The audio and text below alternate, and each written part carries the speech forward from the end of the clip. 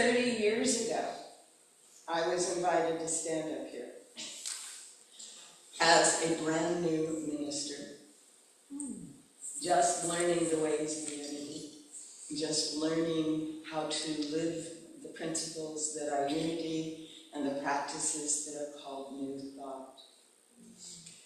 There had been a really powerful, wonderful minister here, and he left on 2 weeks' notice, and his assistant was one of my students. And so it was real clear she needed a little help, so I came in as her assistant. And we did a whole lot of work. And we had a lot of folks who were involved with the tectonics and expanding Silicon Valley, because that's what Beaverton was at that time. We were becoming the Silicon Forest.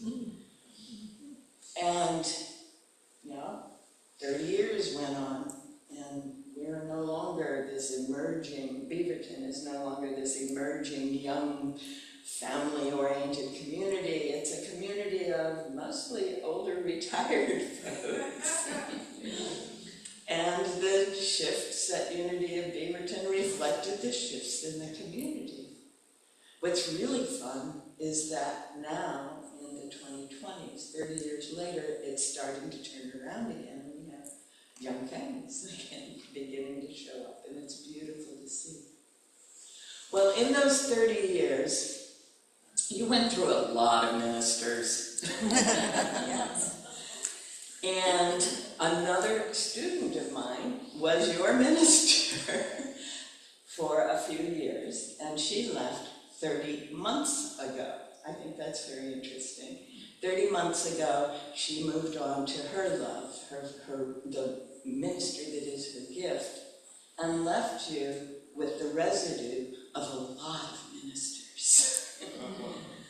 So the board stepped up to the plate, and I have to say, the board of this church is a real gift and a blessing. And one of the members of the board was a minister who had been another one of my students, Lisa Nebbs. And Lisa called me and said, would you be willing to help? And so we created a co-ministry interim team, an interim co-ministry team for you all. And Lisa took on part of the work, and I took on part of the work. And what was really obvious was that over the course of all those wonderful people who had led and guided and supported and moved on over the years, a lot of paperwork, a lot of physical plant things had just kind of gone to the wayside. So the bulk of my work for the first 6 months I was here was cleaning out paperwork and making sure that we had files that we could have access to, and cleaning out spaces. Almost every room in the building had become storage, and cleaning out the attic of the youth building and all those things. And can you see how each shift is a shift in our pattern of living? And each is an unfolding of this living system, this living being that we're calling Unity of Beaverton. And I got to be part of all of those processes, and that was fun. It was very rewarding to come in and accomplish, this space is cleaned out. We are that much more able to move forward and grow and become who we truly are. My partner in crime for most of those months was Faye, who at the time was president of the board, Faye Aspen. And she is the reason that the paint in this room is fresh, and that so much of this building is so much more alive now than it was 30 months ago. And so I'm always grateful to the work and the beingness that Faye Aspen is. And she has now moved to the coast, and she moved in with another one of my students. I'm beginning to think I've been teaching for a little while. And they are now looking for a way to create their own mutual assisted living system, which I think is beautiful. Life is is a series of unfolding processes. We are all, in the terms of my academic career, we're all living systems. And living systems bring in from the world around, shape and form, and release to the world around marvelous new beings, new ways of being. That's what Unity of Beaverton is. That's what all of you who have ever been part of it are. That's what each of us must be. That's what life is. New processes unfolding in us, through us, and as us. And one of the basic teachers of New Thought, in fact the one that the founder of religious science, Ernest Holmes, studied most, was a British magistrate who had worked in India for 30 years, and he called what most folks call God, he called that beingness the creative process. The creative process working in us, through us, around us, as us, and for each of us and for the good of the whole. The creative process in the individual is the name of the book in which he lays that out. We are a creative process. The technical term is autopoiesis. We are self-creating, we are organizing, we are constantly reorganizing as the world around us shifts and changes. And Unity of Beaverton is now at another phase in that process. You are about to bring on board yet another senior minister. It's taken us 30 months to get to this place, but we are here. And I have to say, there's a woman sitting all by herself over here, Jenny Mead, who has made this possible.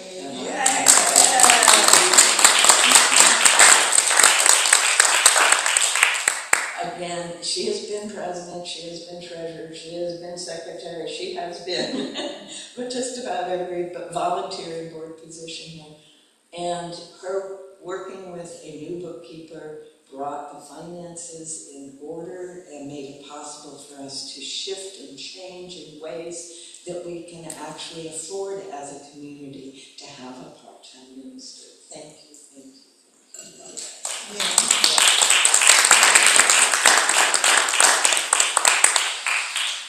And all of you, I know some of you feel like you're coming in at the end of the process, but at this point in the process, you are holding the idea of Unity of Beaverton as a thriving, supportive community, mutually supportive. And that is part of what keeps any community, any organization, any living system going. Holding the vision of thriving, not just getting by. Thriving, seeing what's possible, opening to it, being aware that there is an unfolding here, and whatever is right now is part of something that is growing into something even more wonderful. Thank you all for doing that. And we are, individually and in this community, reflective or a microcosm of a process that is happening universally. It's happening across the whole of this universe. And that is, there is a shift and change and unfolding. The creative process is happening at the universal level. Where new star clusters are forming, new galaxies are forming, new clouds of possibility are forming, new planets are forming, even as we speak. That just fascinates me. This is not a set state. I remember when I first moved to Portland, we had this marvelous old house built in 1914. Yeah. And it had had several families in it, 2 or 3 families in it over the years. But the first people who moved there planted trees. They were from the old country. So I had a walnut tree up plum tree, a cherry tree, right? And someone had planted the grapevine so it grew over the carriage house, not the lodge, carriage house. And after the cherries were done, the grapes would move into the cherry tree, and we'd be gathering our grapes from the cherry tree. And forget-me-nots and lavender and all kinds of wonderful things throughout this garden. And the very first spring I was there, most of you will recognize this, I was pulling morning glory roots. And English ivy roots. And there would be these long strands of roots out of the soil, and I would get them all, and I accumulated them, and I learned about composting, and I built my compost heap, and we converted all of that. Actually, I did a compost pit rather than a heap in that yard. And, I forgot the blackberry hedge across the back. I loved that. We lived off of it for weeks. In any case, by the end of the time I had pulled all of those roots and put in a couple of animals and a few perennials and pansies, which are biannual, and I planted them every other year, so we always have pansies. I thought I was done. I thought I had set this garden and it was fine. Guess what? A garden is a living system. And what do we know about living systems? They are constantly unfolding, shifting, changing, becoming. Oh dear. And it turned out that this thing that I thought was a finished project became the thing that kept me happiest over the years that we lived in that house. Going out and doing one more little thing in this unfolding process called a garden. The same is true with all living systems. This organization, you can't just set it and walk away. You need to come back and tend it. Preferably at least once a week. And if you forget for a few weeks, plan to tend it for a few more hours.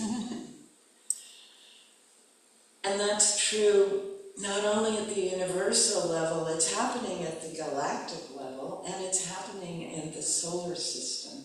It turns out all the planets in the solar system are getting warmer these days. There is a cycle of unfolding in the whole solar system. And as we send telescopes and satellites and probes into various places, we're learning that this is not a fixed thing. This is an unfolding process. It's what I like to think of as a dance. There's the dance between the planets and the sun, and the planets and each other, and the broken up planets we call the asteroids, and all of these elements that are all dancing together in this constantly unfolding process that is becoming something we don't know what. Oh my goodness, we don't know what. But we can hold the possibility that it is a wonderful, thriving space in which humanity can live and enjoy life in all the forms of humanity.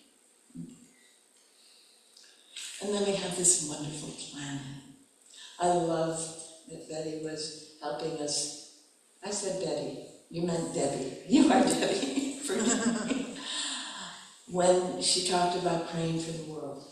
Seeing the world as this beautiful planet that it is. One of the things when I'm not doing ministry that I do is I am the research and programs director for a little thing called the Gaia Living Systems Institute.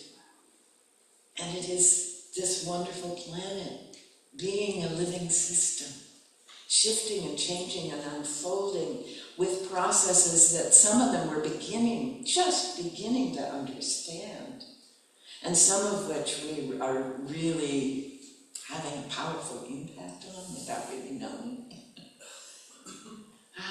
This beautiful, beautiful planet. I do live on the Oregon coast now.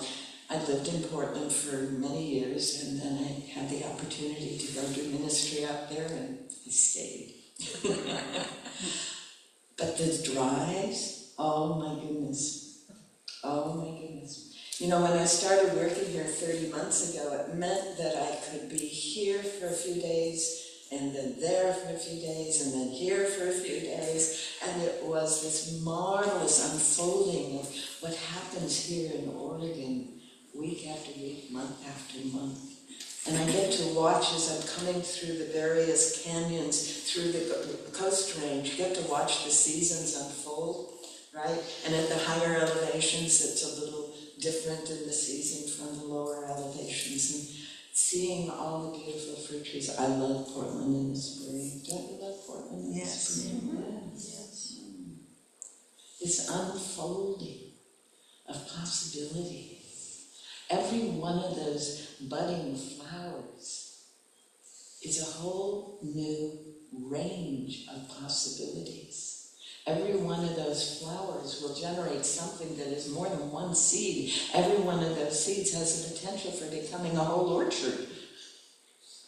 Wow. And that's where we are right now at Unity of Beaverton. The long winter of preparation, of having everything be done inside and between us, and bringing in resources as we can, is coming to an end, and a whole new set of possibilities is blossoming here.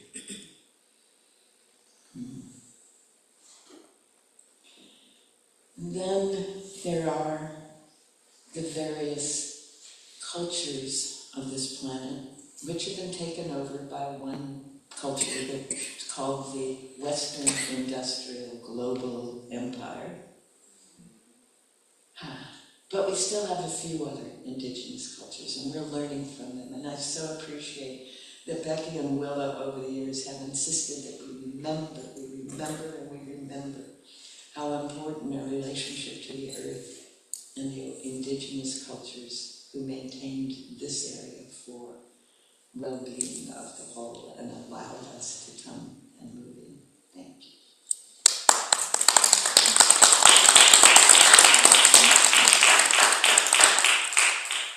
And in this Western global culture, there is this concept of a nation-state. Now, this concept has only existed for 6,000 out of all of the hundreds of thousands of years humanity have been on this planet. We're a glitch. Nation-states are a glitch. The idea of different cultures with different languages and different way of doing things, yes, that's always been here. But there was always that sense of we're sharing this planet. We cannot own it. The word indigenous includes that concept. We are earth-centered. We are not self-centered. But the Western culture grew up as a very self-oriented culture. And it has values that I call to acquire, accumulate, and control. And that's what we are seeing brought into our faces by the media day after day these days. Those values built all the technology, all the things that we use now. But they are coming to the end of their usefulness. And we have come to a time when the earth and all of the people on it are saying, no. We share this earth. There is one infinite intelligence. Whether I'm a quantum physicist and I call it the quantum field, or I'm a Vedic scholar and I call it the Akasha, or whether I am a unity minister and I call it the one power and presence. It is the consciousness underlying all that is. And it is constantly shifting, changing, unfolding, and becoming something that has never been before. And we individually are experiencing it. And we collectively as humanity, as Ralph Waldo Emerson used to say, there is one mind common to all humanity, and everyone is an inlet and outlet to the same. One mind, one beingness, one consciousness. And this consciousness that we are each part of, this human consciousness, has been going through growth stages.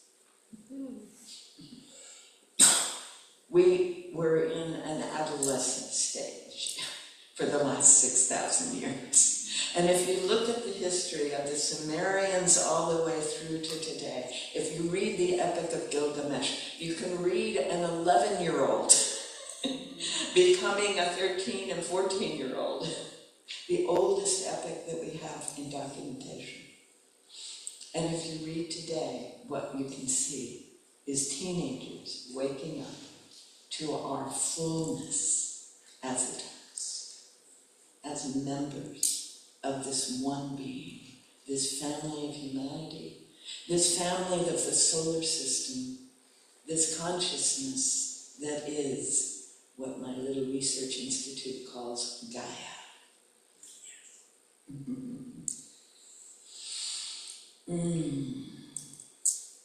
One series of unfolding processes. It's who we are. Much as we would like to be able to say, I'm this now and I'm going to stay like this forever. Sadly no. Like my garden, like all living systems, unfolding happens. As humanity, as a whole, is making this shift, what is happening in the appearances of the experience around us is we are shifting from saying, in order to have a better life, we have to have more material stuff in new forms. That's an adolescent understanding. We are shifting from that to an adult understanding of, oh, I have all that I need, always. And if I am going to experience a richer life, it must come from within. Now the Mayans knew that when they put together that calendar that came to an end in 2012, all right? There was a bridge, a decade, at the end of that calendar to 2021. And if you were aware on 12/12/21, you were aware that COVID had caused us to stop living the way we had been living. And we are now beginning to live like adults. And the Mayans knew that in that 10-year period would be the period between 12 and 21, 9 years, 11 years, there we go, I can't count. Between 2012 and 2021, that period would be the time when, in their calendar, in their understanding of the cosmology, the sun would be rising on the solstice at the beginning of a big emptiness in the Milky Way. Have you ever looked at the Milky Way and there's this kind of a dark area? They called that the womb. And on 2012 it was at the beginning of that womb, and in 2021 it was the end of that womb. And they knew that was the transition time that would determine how easily we would make the shift from a materialist orientation to a spiritual orientation, where we understand that all development, all growth, all that matters starts in our spiritual life. Now, there are a number of people who have written intuitive works and a few people who have written the futurist works that I used to do.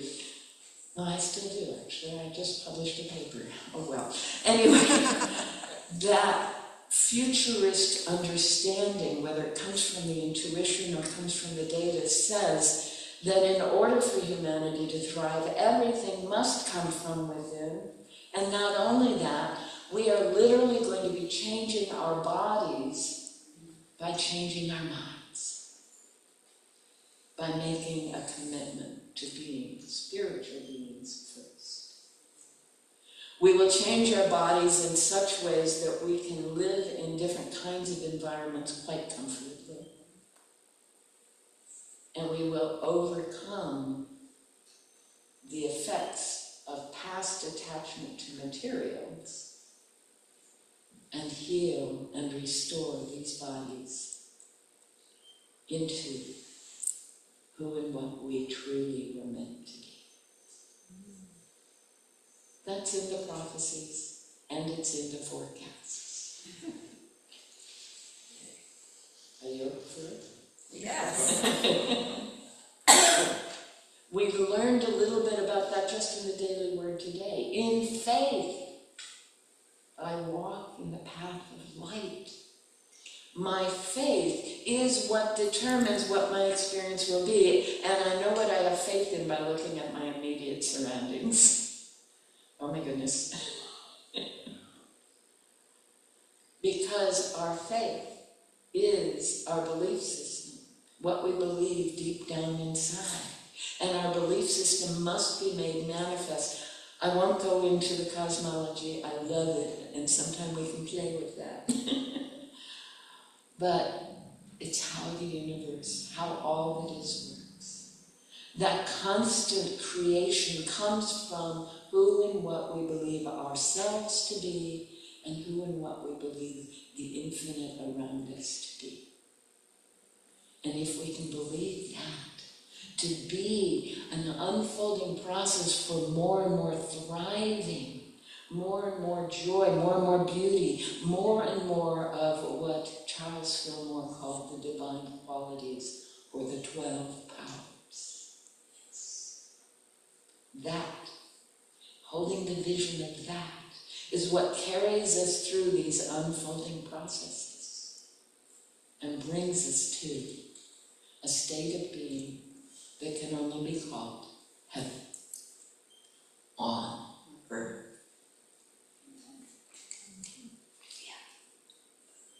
And so, as I come to the end of this 30 months of service to Unity of Beaverton, I have always held the vision of this thriving community of multiple ages, many, many different approaches to beingness, learning to be in this marvelous and creating this marvelous, mutually supportive living system that is unfolding into new possibilities. And I invite you to hold that vision with me. Yes. Yes. We hold this vision with you. Thank you.